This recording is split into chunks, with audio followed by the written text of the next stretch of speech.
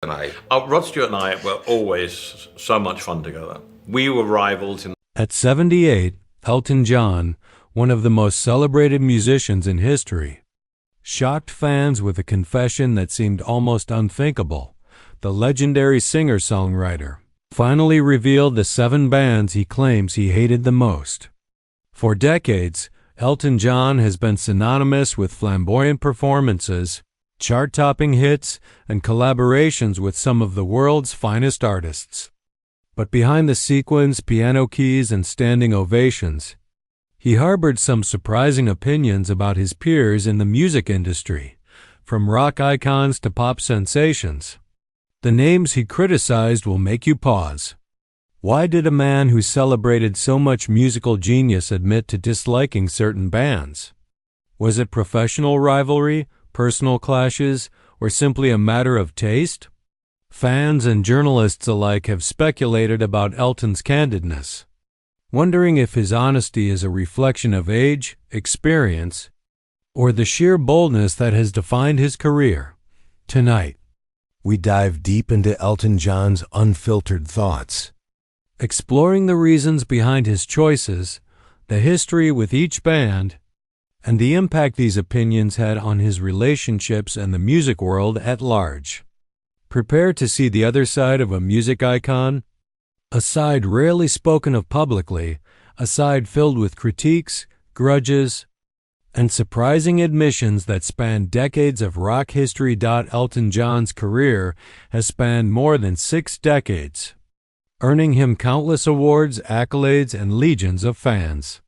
Yet, even in a life dedicated to music, he admits that not every artist earned his respect.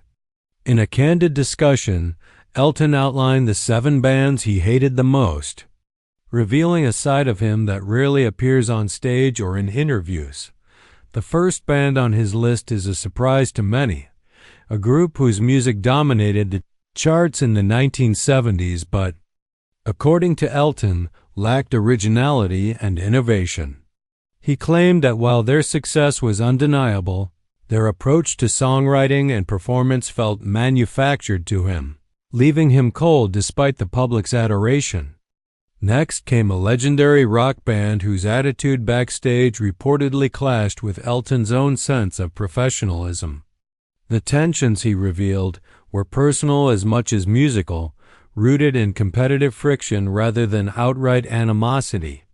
Elton's third critique targeted a popular 1980s pop group. Though catchy and commercially successful, he admitted their style simply didn't resonate with his artistic sensibilities. "I never understood the appeal," he said, emphasizing that personal taste played a huge role in his opinions.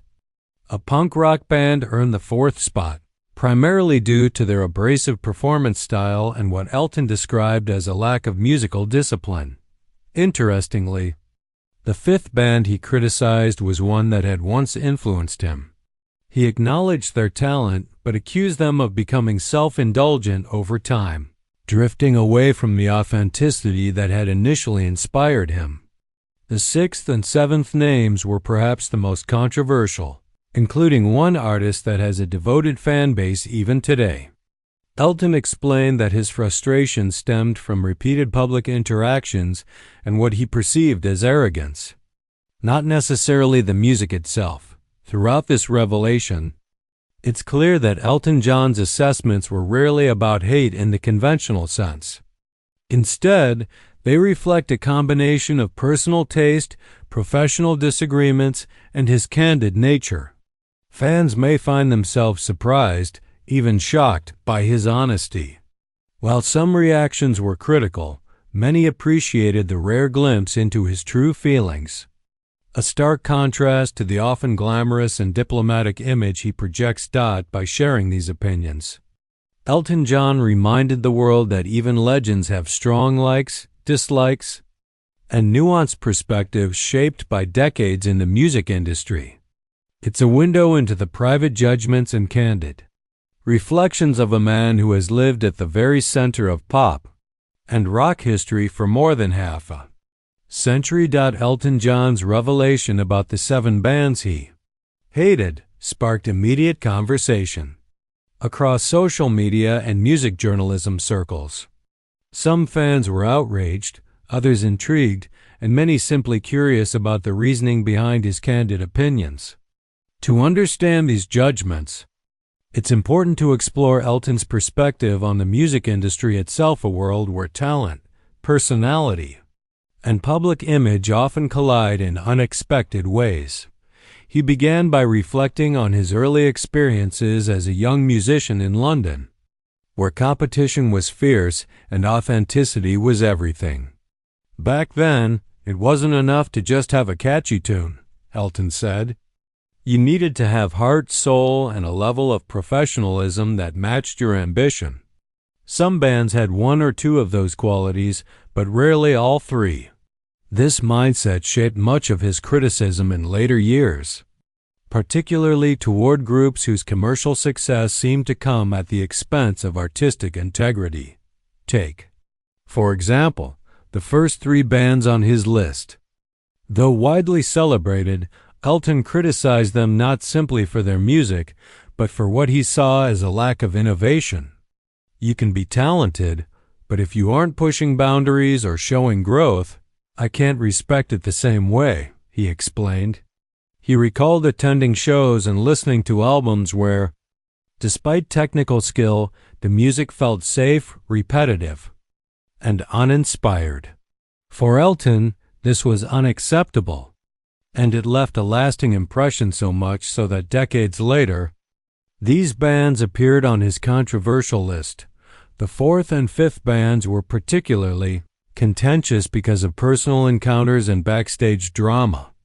Elton has always been outspoken about the importance of respect among artists, both on stage and behind the scenes. With these groups, he described repeated clashes, arguments over production choices, disputes during joint tours, and disagreements over artistic direction. It wasn't that the music was bad, he clarified. It was the behavior, the ego, the lack of humility. I just couldn't support it. The sixth and seventh bands, meanwhile, were criticized more for attitude than talent. Elton admitted that his patience had worn thin over years of interacting with artists who projected arrogance as if it were artistry. These were bands that fans adored. Yet Elton could not reconcile their public personas with the values he held personally. He went on to say, "You might love them from afar, but if I had to spend time around that energy, it was exhausting. And honestly, it affected how I heard their music too." Interestingly, Elton's reflections were not all negative.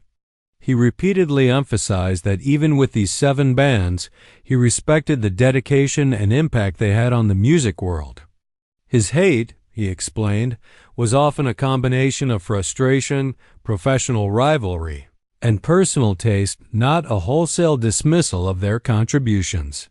He even acknowledged that some younger fans might interpret his words as harsh or petty, but he stressed that honesty had always been his guiding principle. By sharing these insights, Elton John provided a rare glimpse into the complex dynamics of fame, collaboration, and competition in the music industry.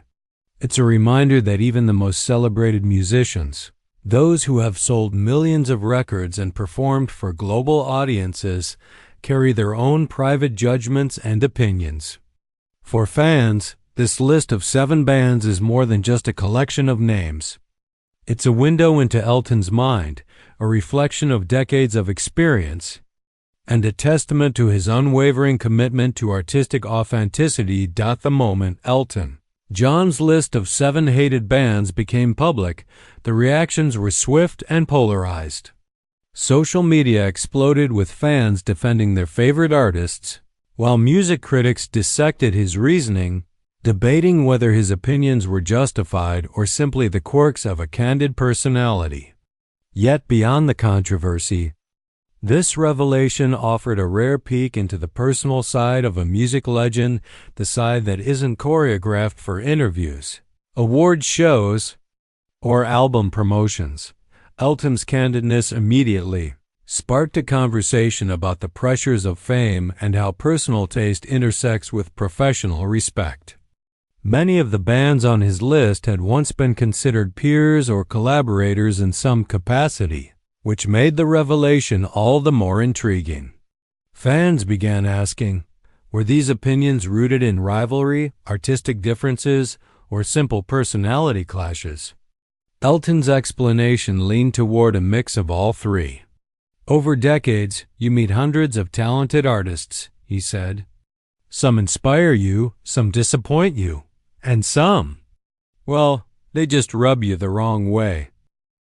The first band on his list, widely regarded as pioneers in their genre, drew the most public criticism for Elton's comments.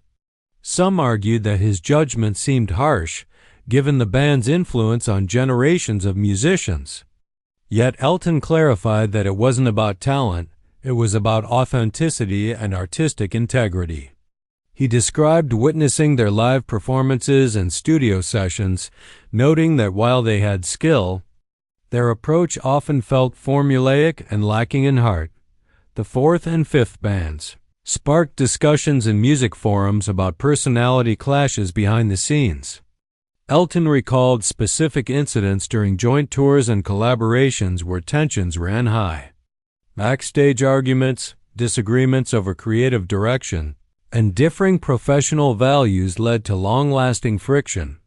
It's not about hating the music, Elton explained. It's about how people conduct themselves. That affects how you feel about their art. Interestingly, the sixth and seventh bands highlighted a generational gap in musical appreciation. These were acts that younger audiences revered, yet Elton admitted he struggled with their modern approach to performance and image. I respect evolution in music, he said, but sometimes it feels like style over substance. And that's hard for me to connect with. This candid observation underscored a broader truth. Even legends have personal standards that influence their opinions, and no amount of public adoration can override them. Despite the backlash and debates, many fans praised Elton for his honesty. In an era where celebrities often sugarcoat their opinions, he offered a refreshing, unfiltered perspective. The story of these 7 bands became more than a list. It became a conversation about artistic values, integrity, and how personal taste shapes even the most iconic figures in music history. Ultimately, Part 3 reveals that Elton John's candidness wasn't about creating drama or diminishing anyone's legacy. It was about sharing his lived experience, a lifetime of encounters with brilliance, mediocrity, and everything in between. His list serves as a reminder that admiration and criticism often coexist, even at the highest levels of fame.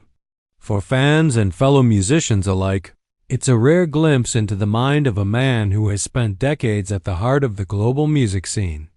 Unafraid to speak his truth. As the dust settled on Elton John's controversial list, the conversation shifted from shock to reflection.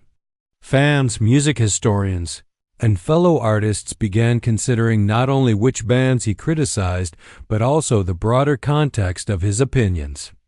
At 78, Elton isn't just reflecting on a lifetime of hits and performances. He's reflecting on decades of relationships, rivalries, and the ever-changing landscape of music.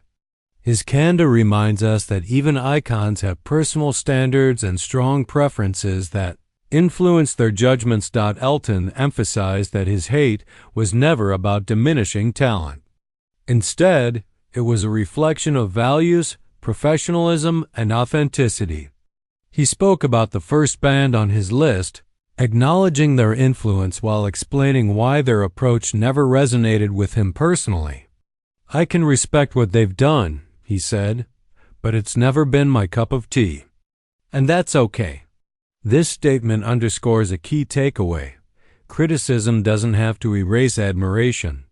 Even for a man of Elton John's stature, personal taste is deeply subjective, shaped by experiences, personality, and artistic philosophy. The bands ranked 4th through 7th on his list illustrate a more nuanced aspect of his critiques, the intersection of ego, behavior, and art. Elton revealed that repeated encounters, backstage conflicts, or perceived arrogance influenced his opinions just as much as the music itself. For decades, he navigated a competitive industry where charisma and image could overshadow talent, and these experiences left a lasting impression. When someone's behavior overshadows their art, it's hard not to take note, he said. Fans began to understand that his critiques were often about the whole package, not just the melodies or lyrics. Interestingly, Elton's reflections also sparked discussions about the evolution of music culture. He remarked that younger artists today are more image-focused, often prioritizing social media presence over musical authenticity. While he celebrated innovation and creativity, he lamented the loss of certain values that had defined previous generations. "I grew up in a world where your word and your craft mattered," he explained. "Now, it's easy to get lost in spectacle. That's part of why I felt so strongly about some of these bands. It wasn't just the music. It was the attitude." By the end of the revelation, it became clear that Elton John's list serves as more than just a catalog of dislikes. It's a window into his philosophy, a reflection on decades of experience in the music world, and a testament to his courage in speaking honestly, even when it risks controversy. For fans, it's a reminder that personal taste can coexist with respect, admiration, and even friendship. In closing, Elton John's candid revelations provide a rare, unfiltered perspective on fame, artistry, and integrity. While the 7 bands may spark debate, the underlying message is clear. Honesty, experience, and personal values matter even at the highest levels of success. Elton's words invite reflection not just on the music we love, but on the principles we hold dear, proving that even in a world of glittering stages and sold-out arenas, authenticity remains the ultimate measure of respect.